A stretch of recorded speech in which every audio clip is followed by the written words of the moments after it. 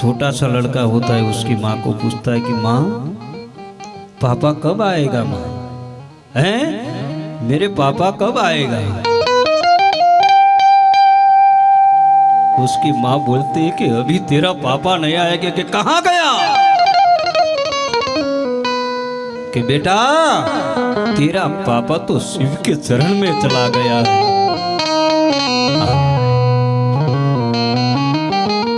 ये नाना नाना छोकरा एटलू कहता है कि माँ मारो बाप क्या रहा उसने।